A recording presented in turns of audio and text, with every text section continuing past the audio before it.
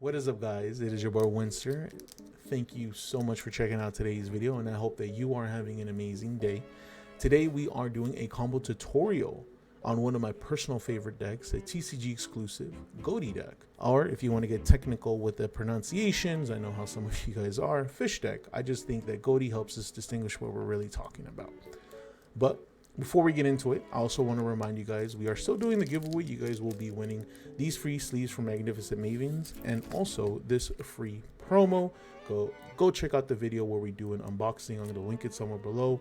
The way that you guys enter, sub up, follow Twitch, join Discord, and comment on the video what you guys are excited for. That is enough about the intro, so let's get right into today's combos. So for our first combo, it's going to be a 3-card combo. It's going to be Beautiful Princess, Abyss Shark, and Pieces Light of the Ghoti or Fish. So first step is you will normal summon Beautiful Princess. Effect on normal summon, you will banish for cost, and you will special summon Lifeless Leaf Fish. Lifeless Leaf Fish on summon will dump a fish, accept itself, and you will send Shift. Next step of the combo is you will activate Abyss Shark. You control only water monsters, minimum 1, special summon for free, and if you do, you get to add a level 3, 4, or 5 fish from your deck to your hand. You will add Omen. The next step is you will activate Shift, targeting any of these 2 fishes. It really doesn't matter. It gives them 500 attack, but it banishes for cost. And because a fish was banished outside of the damage step, you get to special summon Omen for absolutely free. So this part is really important. It's important to keep at least 1 level 4 on the field. So you would always use Abyss Shark, and you will always use 1 level 4 at least. Really important. And you're going to use them for a link summon. You are going to go into Abyss Keeper. Lets you special summon any 1 fish from your hand to any point that it points to. You will summon Pieces, and then you will synchro summon for a level 6, and you will go into Ariampos. I'm sorry if I fucked up his name. Effect on summon, you will banish any level 6 or lower fish monster. You will banish Sinopius, the Shade of the Ghoti. Because he was banished, you could activate his effect. You could banish 1 fish in your grave as cost to add him to your hand. That is all you're going to do on your turn. You did all the setup you needed. You have the 2 correct cards in the banished area, Pieces and Shift.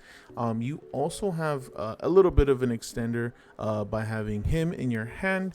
So you will pass turn at this point. Going into their turn, you will activate these 2 effects. You activate Pieces. They do not chain, they're separate effects. Now what you can do, you have a couple of options here. You could actually activate his effect by banishing 2 fishes from your grave and special summoning him. He does have an on summon effect. You could target 1 face-up card on the field. You can actually target himself and do a little bit of extending, and I'll show you. You will activate effect and target himself, so when he leaves, he gets banished. And then now what you would do, you have a couple options. On their turn, remember, their effects activate, and you could only synchro summon into a fish monster. So the options are, at this moment, Askin, Ghoti of the Deep Beyond, and White Aurora Whale. If we were to go the more common route, I personally would go into Askin because he's pretty versatile. You would actually use Shift, and you would use Ariampos and Secret Summon for a level 8. So you could do Chainlink 1, Chainlink 2, or in any order depending on your situation. He will banish 1 fish, and then you add the same level from your deck to your hand, and he will banish himself and 1 card your opponent controls and banish both. So if we were to act, let's say if our opponent had something on the field, something pretty important to their combo, you would activate effect, banish himself, and banish that monster. Activate this. You could banish Shift, so we could get more plays. Now you get to add a level 2 from your deck to your hand. And you could do Ruby. You could activate Askin's effect and banish 1 fish from your grave and special summon him, and which is what we would do. Now we still have our level 8 live. This is what we have in our hand. So now your options on the board are, you could go into a level 8 with these two, or you could go into a level 10 with these two. Personally, again, at this point, if you already banished something pretty important, I would personally go into Ghoti of the Deep Beyond. So you would synchro these, and you would synchro summon the Ghoti. Effect, he banishes the whole field.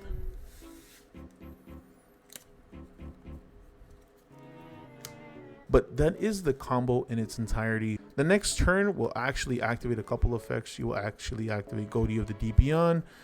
You will activate Shift. I don't want to show going into the next turn because that's 3 turns, and again, that's too many hypotheticals to really count for. But in my personal opinion, you could have gone either way when it came to asking. You could have gone into Right Aurora and destroy all face-up attack position monsters, or you could have just gone straight to him and just banished the board. I think the deck is very versatile when it comes to the options, because you could banish something crucial, or just, if they swarm the field, destroy everything, or if they just have too many options, you could just banish the entirety of the field, and then the next turn you could special summon as much as you want. For combo number 2, we are going to need pieces light of the Ghoti, Super H Deep Sea King, and we are going to need 1 discard fodder. So this could be anything. Our first step is we are going to normal summon Paces. We will activate Paces effect, banish for cost, special summon 1 fish from our hand, and it's going to be Super H and Deep Sea King. We will activate Super H and Deep Sea King, discard for cost, and we are going to special summon 4 level 4 or lower fish monsters. Their effects are negated and they can't attack. This is really crucial on what we banish. First, we're going to get our level 2. Since we already have Paces, we're going to need Shift. We're going to special summon 1 of our Royal Swamp Eel. We're also going to special summon Lifeless Leaf Fish for future possible extenders. And we are going to special summon any other level 4 non-tuner. Doesn't really matter. I would recommend Silent Angler.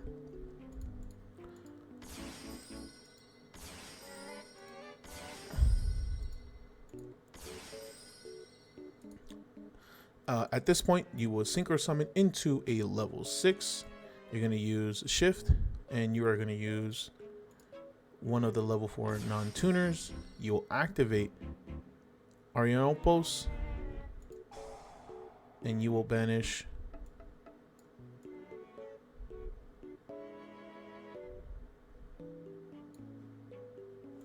Shade effect. You're going to banish Shift and add them to your hand. We have a couple things that we can do here. We could go into a synchro of level 10 using Arianopos and Royal Swamp Eel, and we could go into Barone. That is, in my personal opinion, maybe the better play. That way we could have at least 1 negate, or you could also go for, you control 2 level 4 water monsters. You could actually go into Abyss Dweller. That is one option. Or if you want to have another form of negate, you could use Bahamut Shard and then go into Totally Awesome. For this point, I would actually go into Barone. Using Barone because you're going to also get another extender from Arianopos when he's synchro summoned. It's really important that you put Barone in the extra deck monster zone, because for next turn you don't want to overfill your field by having not too many monsters. So I would put Barone there, activate Arianopos effect, and then you will banish Silent Angler, and then you will add 1 Omen.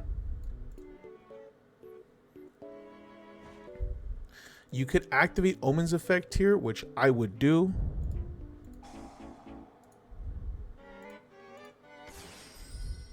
And then you could go into a Abyss Dweller. So you could have some sort of interruption on their turn. You could also activate Sinopios, and you could banish 2 level 2s or 2 fish monsters in your grave. And you could special summon him. And then here he does have a on summon effect. I would activate it and target himself. So next turn, because he doesn't have a banish effect, you could add him back.